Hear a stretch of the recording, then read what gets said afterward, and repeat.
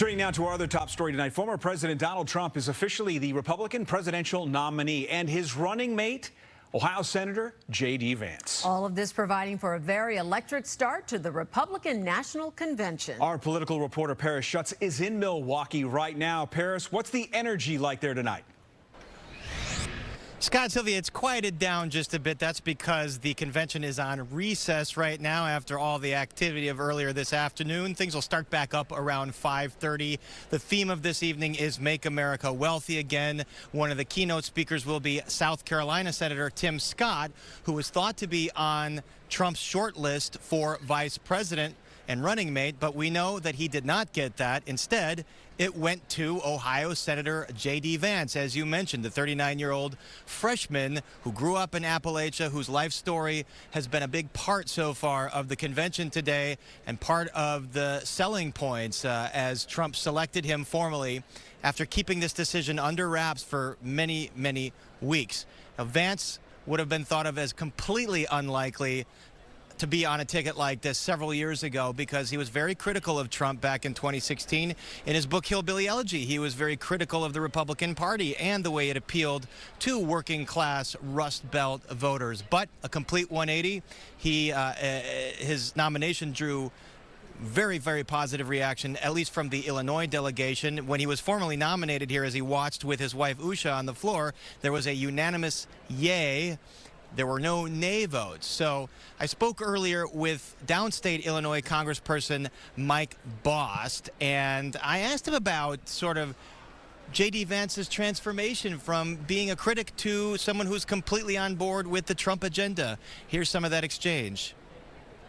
JD Vance had some very harsh words for Trump years ago, back in 2016, reportedly referring him to America's Hitler.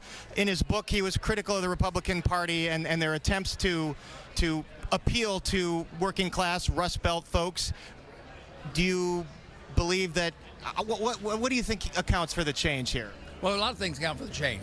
One, he understands our mission and understands what we need to do with the party and what we need to do with America as a whole. Where we need to make sure we secure our borders, making sure that we are bringing the inflation back down, becoming competitive in the worldwide markets, and not only that, becoming energy independent. Once we do all that, he understands how this all works. He can work together. Politics at times, people say things, you know what, enlightened a new day. And right now, it's a day that we need to bring America back and grow it and grow the economy and make our enemies fear us again and our allies trust us again. And also today, former President Trump officially receives the Republican nomination for president. Each state's delegation making their announcement of tossing their delegates to Trump in Illinois. That person was controversial downstate Congresswoman Mary Miller. And so, again, that's where we stand right now in a very subdued Fiserv forum for now. But we toss it to Nate, who is outside on the streets of Milwaukee. Nate Rogers, take it away. Yeah, that's right, Paris. A lot of excitement, I should say, here outside of the convention grounds, where a lot of folks we're seeing them come and going, but a lot of high security also in this area. And even especially after Saturday's assassination attempt, we are seeing more demonstrators here in Milwaukee, downtown Milwaukee, and security on high alert. A lot of those demonstrators saying that Donald Trump must be stopped.